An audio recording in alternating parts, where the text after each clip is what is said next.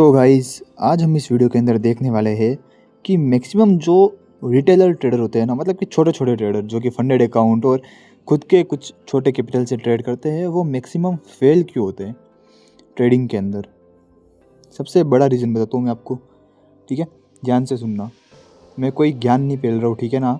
ये एक एक्चुअल चीज़ है, मेरे साथ भी हुई है और कई ट्रेडर्स के साथ हुई है, इस वजह से मैं बोल रहा हूँ आपको, ठीक है। नॉर्मल सी बात है कि गाइस अभी हो क्या रहा है पता है, मार्केट के अंदर नई नई स्ट्रेटजीज आ रही है बहुत सारी। कोई मतलब कि मूविंग एवरेज यूज़ कर रहा है, कोई एक्सपोनेंशियल मूविंग एवरेज यूज़ करता है, कोई आरएसआई यूज़ कर रहा है, कोई मैकडी यूज़ कर रहा है। मतलब कि बहुत सारी स्ट्रेटजीज हैं, ठीक है ना। कोई स्मार्ट मनी कंसेप्ट यूज़ कर रहा है, कोई प्राइस एक्शन यूज़ कर रहा है, कोई एसएल हंटिंग कर रहा है, ठीक है। तो बहुत सारी चीज़ें हैं। सबसे बड़ी चीज़ क्या है पता है गाइज फेल होने की? ये चीज़ मुझे भी गाइज रियलाइज़ हुई है कि बहुत सारी स्ट्रेटजीज है, ठीक है ना, मार्केट के अंदर बहुत सारी। हमको फॉलो खाली सिर्फ एक को ही करना है, समझ, खाली एक को ही मास्टरी करनी है। मार्केट के अंदर ये जो स्ट्रेटजीज वो कुछ काम नहीं आती है। मार्केट के अंदर जो सिंपल सी चीज़ें होती है ना, सिंपल सी वो चीज़ें ही वर्क करती है।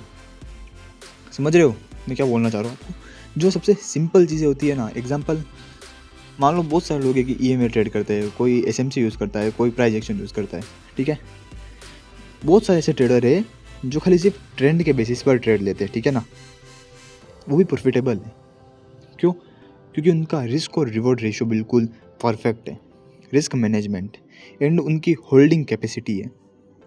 बहुत सारे ट्रेडर है ऐसे, मेरा एक भाई है ट्रेडर, तो गाइस उसके पास होल्डिंग कैपेसिटी है, इस वजह से वो आगे है बहुत ज़्यादा। समझ रहे हो? होल्डिंग कैपेसिटी होना ज़रूरी है एक तो ट्रेड को, और रिस्क और रिवॉर्ड, ठीक है। अगर आप $10 का रिस्क ले रहे हो तो कम से कम $30 का टारगेट चाहिए अपने को, या $20 का टारगेट, या $15, ठीक है ना। 1:2 नहीं तो 1:2 का भी हाफ। समझ रहे हो?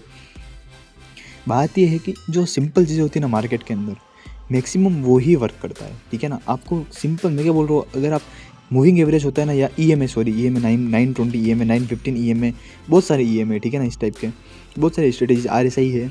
आप उनके बेसिस पर ट्रेड लोगे ना, और आपका रिस्क और रिवॉर्ड सही रहेगा ना, फिर भी आप प्रॉफिटेबल रहोगे। ये एक बिल्कुल ईजी चीज़ है, और मेन चीज़ यही है गाइस कि जो इंडिकेटर है ना, इंडिकेटर की बात नहीं होगी, भले कोई भी कंसेप्ट हो गया है, ठीक है, एसएमसी हो गया है भले, या आईसीटी एसएमसी दोनों एक ही चीज़ है, एंड प्राइस एक्शन हो गया है, साइकोलॉजी वाली ट्रेडिंग हो गई है, एसएल हंटिंग हो गई है। सबके अंदर खाली एक सिंपल चीज़ें वर्क करती है, ज़्यादा कॉम्प्लेक्स होने की कोई ज़रूरत नहीं। सब सिंपल चीज़ें यूज़ करो हो सके उतनी, तब हम अच्छे खासे प्रॉफिटेबल बन सकते हैं, ठीक है। तो हमको चीज़ ये है कि हमको सिंपल चीज़ें ही यूज़ करनी है मार्केट के अंदर। Okay guys, thank you so much for watching this video.